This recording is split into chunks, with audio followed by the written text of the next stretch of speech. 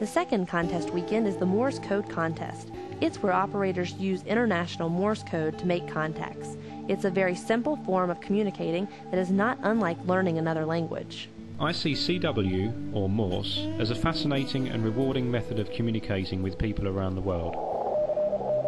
Not needing laptops or large technology overhead to communicate, Morse code does its job just as it has for the last 100 years in radio communications.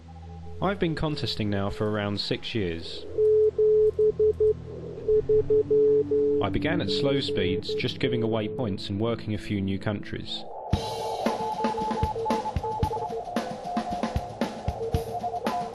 Over the years, one tries to beat previous year's scores, and your level of competitive drive tends to increase. Okay, we just had a very important addition to the K3LR station. It's highly technical. Every station has now got a bell. For every multiplier we've worked, we ring the bell. That wasn't a mult, by the way. 15 metres is rocking. We've worked, must be a good few hundred stations in Europe now. The band's been open since about, well, just before sunrise the band started to open. So we're looking pretty good. I think we're well above 2,000 Qs now overall, so K3LR's on the way for winning 4 contests in a year, so fingers crossed. I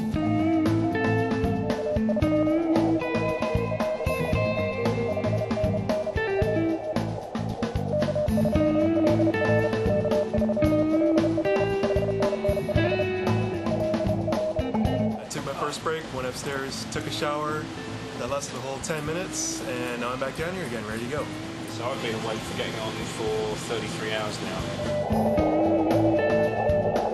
This is a much needed coffee. My eyes will stay awake now. Well, I can't stand here talking all day. I've got to get back and work some DX. Straight away. We've worked plenty of DX, lots of Europe, lots of Asia, lots of Africa. We've even worked stations down in Antarctica. So we're putting a big signal out to all 4 corners of the globe.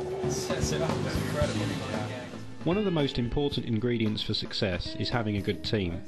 Everyone at K3LR gets along and everyone understands each other. I found it remarkable how the 10-metre guys, N3GJ and W2AU, were on the band 24 hours a day, even when the band was closed at night, maybe making only a single QSO in this 10-hour period. Now that's dedication. We were talking about 10 meters, and it was one of the band is fun in the morning when it opens because you get a lot of good runs and it gets exciting for a while, but then after you work the band out and there's nothing left to work, it slows down, and it's just kind of, that's when it gets to be hard to keep interested. You got to keep plugging away and wait for that new one to come along.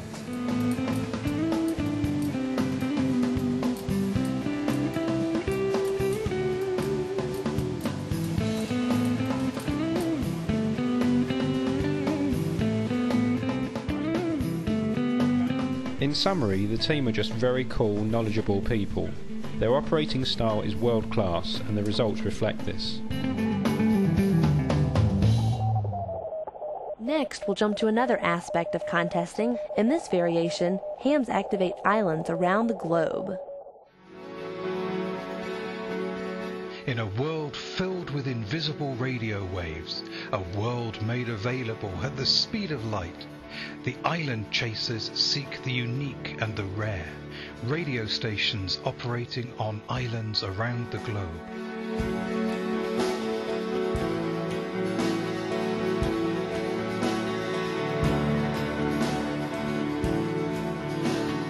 From the smallest island to some of the most remote destinations on Earth, it is a hearty breed of radio amateur that keeps these islands on the air. This is the world of the Radio Society of Great Britain's Islands on the Air programme. The IOTA programme was started in the early 1960s by Jeff Watts. His goal was to create a programme that would make the world's islands exotic DX locations for ham radio operators around the globe. 30 years later, the programme is larger and offers more award incentives than ever before. The challenge of putting these places on the radio map and giving others the chance to add them to their list of confirmed contacts is enjoyable for many radio hams. For those living on these islands, every day is a de-expedition, but some locations require more planning and logistical support. For some locations, hams are dropped off by boat, set up on sandy shoreline and put that place on the air to the world.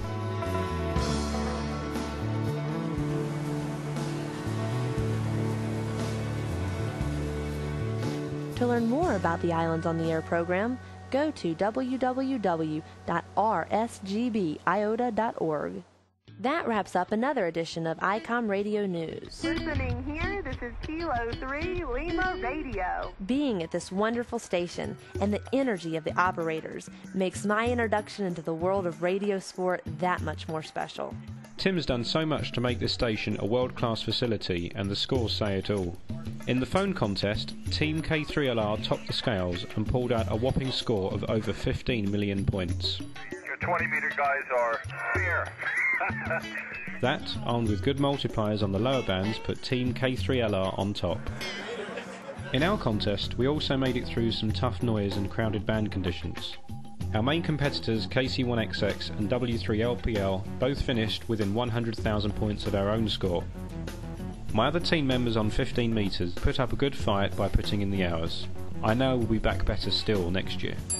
I'd like to thank Ashley and Team K3LR for all the hard work in front and behind the camera. Thank you so much for having me. This is Ashley KI4MTU saying 73. That's best regards, folks. And we'll see you next time on Icom Radio News. Integral to the operation.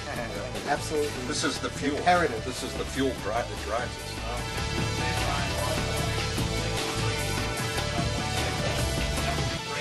Let's take a listen to this.